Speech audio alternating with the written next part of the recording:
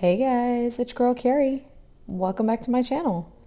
We are talking about scrub ombre today. So I've had a couple of requests for this one.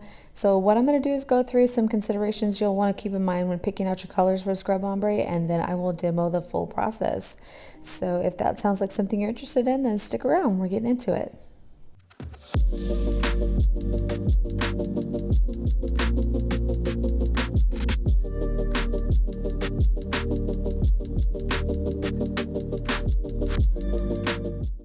All right, so we're going to be using these three colors today here from Scene Designer Dips, and one of them is going to look pretty familiar because I really just used it, and it's pretty rare for me to reuse a dip, I'm going to be honest, but I needed a specific color outcome for this one, so there's a reason why I picked this one, and I'll explain that as I get into how to pick your colors for scrub ombre, but it really kind of centers around this desert rose glitter here, and I'll show that to you here in a bit.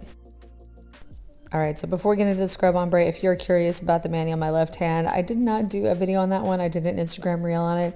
So I have my Instagram link down below at the very bottom of all my description boxes. So if you want to go see the reel on this one, see how I did this one, that one will be there. But these are from Soul Dips, and I'm so in love with these colors. All right, so I've got a couple of different solids here we're going to use to demo the scrub ombre technique. But if you're not familiar with what a scrub ombre is, basically you're taking one solid and scrubbing a darker solid into it.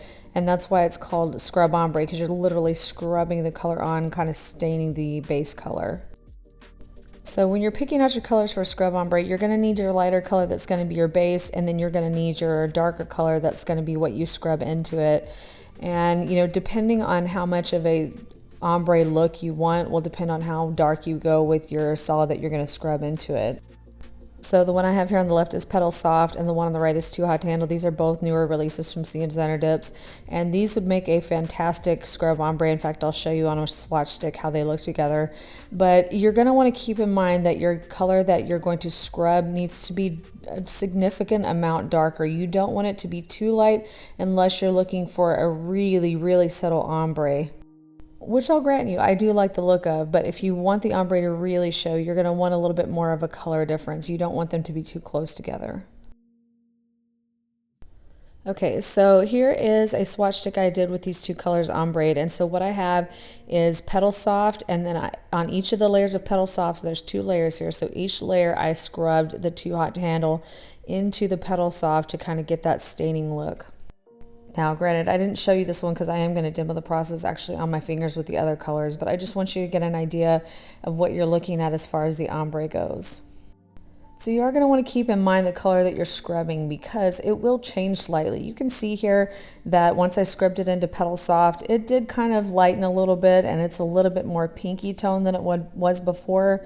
So, you know, things to consider. If you're scrubbing a blue into a pink, for example, you're going to end up with more of a purple look once you scrub it in there, just like any kind of color combination. When you combine them like that, they're going to change colors a bit. So that swatch stick showed me scrubbing the color onto the base color, but there is another option for you. If you want a truer, more brighter color, you want it to stand out a little bit more, you can actually scrub your top color into clear.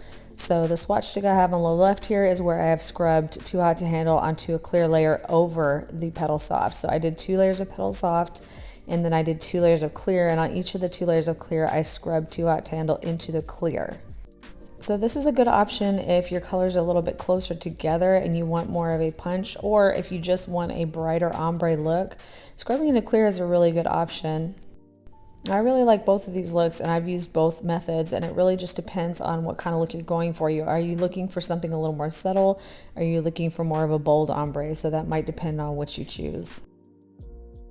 So of course, one thing to keep in mind is 2 layers versus 4 layers. If you're scrubbing into clear, you're going to end up with more layers because you're going to need a couple layers for your base and then a couple layers for your ombre. But you can see here there's not too much of a difference. If you're using thin liquids, it's not really going to affect things too much. All right, so let's take a look at the 2 colors I wanted to use for today's ombre. So I've got Caliente on the left and No Chill on the right.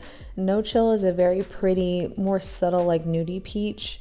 And then of course Caliente, you've seen it's a very bright punchy red.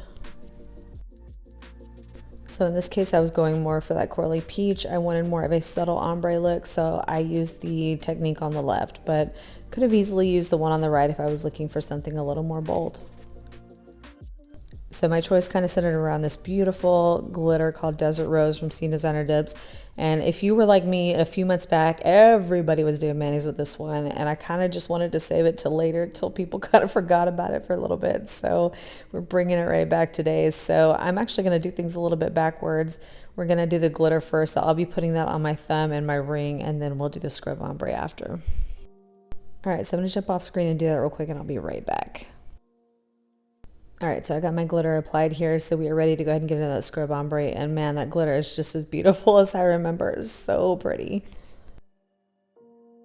All right, so I've got my two colors here, so you're going to need a brush to scrub the ombre on. So this one I have here, I love for scrub ombre, and it's an e.l.f. eyeshadow C brush. You can get it at Ulta, I believe, but I got these on Amazon, so I'll have them linked for you down below at the Amazon store. But this is just the best brush I have found for scrub ombre because it has short bristles and it's dense, which is kind of what you're looking for when you're scrubbing. So you don't want a fluffy brush for this. You're not going to get a good scrub. You need something with shorter bristles and a little more dense. So it doesn't have to be this brush, but you do need something like this. All right, so we're going to start by applying our lighter base color, and then we're going to start scrubbing that darker color directly onto it. So again, that's what I've chosen for this one. If you were going to do this with the clear, then you would do the same process, except you'd apply your base layers first and then do the clear and scrub the color into your clear. But for this one, I chose the subtler option. So I'm going to dip here into No Chill, and then I'll start scrubbing Caliente on top. So how firm and how quickly you do this is going to depend on how fast your liquids dry. So these are more of a, I'd say, medium drying liquid. I'm using my Virgo and Gem for this one just because I know how it works for scrub.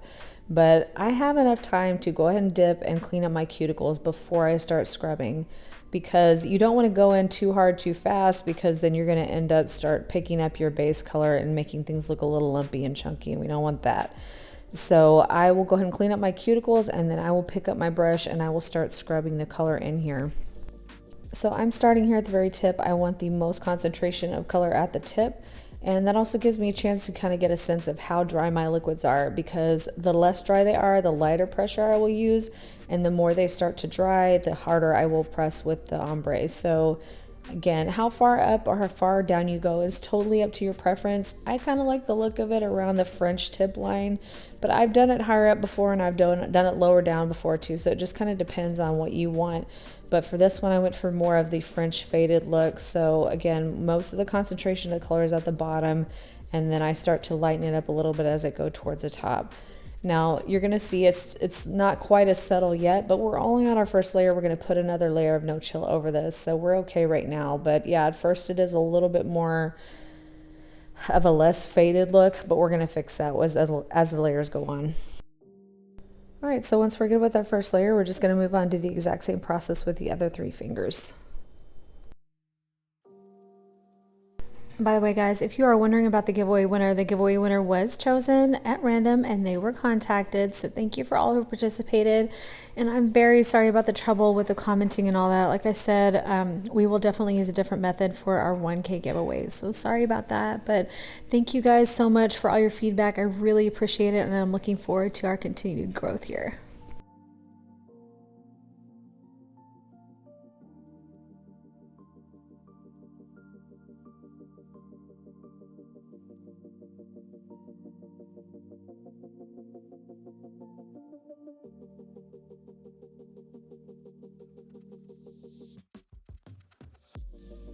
All right, so first layer is done, so we're just going to brush off the excess here, and then we're going to go in and add our second layer.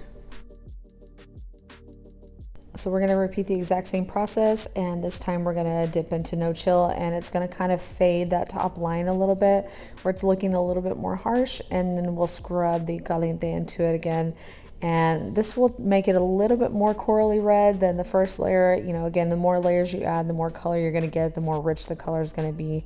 So you could definitely do more than 2 layers here. You know me, I just like mine kind of thin. I don't like thick nails. I don't like the look of the bulk, so 2 is plenty for me.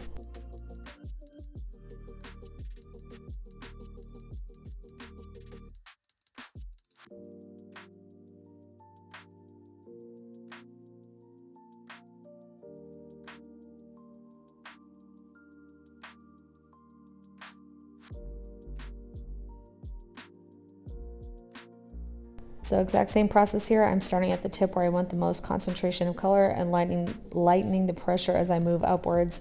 And keep in mind that with all subsequent layers, they're going to start to dry a little bit more slowly than the first layer did. So don't go in super strong at first. You know, keep your pressure a little light until you can kind of see how dry your liquids are. And then when you see that it's dry enough and it's not, you know, affecting the base layer, then you can go ahead and press a little bit harder.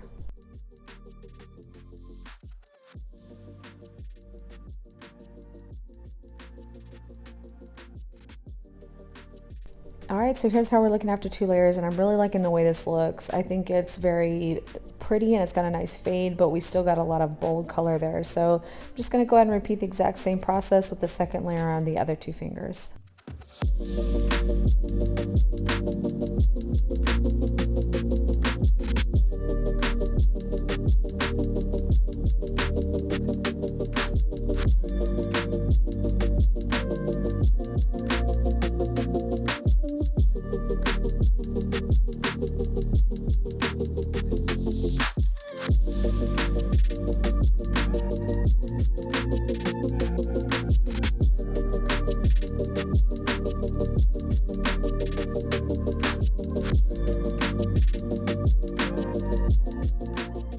All right, so we are done with our second layer. So you have a couple options here. You can continue with another layer if you want more, or if you need to do quite a bit of filing and buffing, you can go ahead and dip and clear here. In fact, for most folks, I would say go ahead and dip and clear. It'd probably just be a good little bit of insurance to have for your filing and buffing. But these went on so smoothly, I didn't bother dipping and clear. I could just tell that filing and buffing was going to be very minimal, and I just didn't see the need to add an extra layer on there, which I was just going to be filing and buffing off anyway. So again, if you're more of a beginner or you think you have lots of filing and buffing to do to get this smooth, then I would say go ahead and dip and clear. But in this case, I decided to just go ahead and skip it and get right into the activators. So it's up to you. It's your choice. If you're a beginner, you might want that extra insurance. If you're not and you're happy with the way things are, you can go ahead and leave it like it is. All right, so activation is done. So I'm just gonna go sharpen these up, and I will buff a little bit if I need to, but probably not much. And then I'll go ahead and get my top coat on. I'll be right back.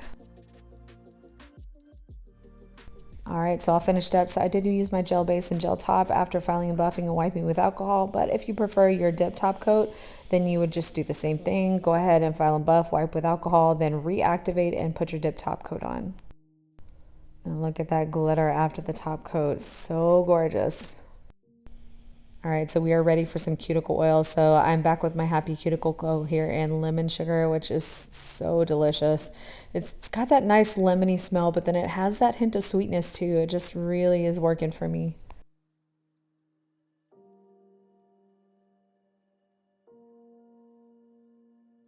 All right, so here's everything all finished up. And now that it's done, it's giving me more of like a summery tropical vibe, which wasn't really necessarily what I was going for, but at the same time, I'm not mad at it. I think it looks beautiful. And again, you know, depending on what you're looking for with your look, you may want to choose different colors, something a little more subtle, something a little more bold. It's completely up to you.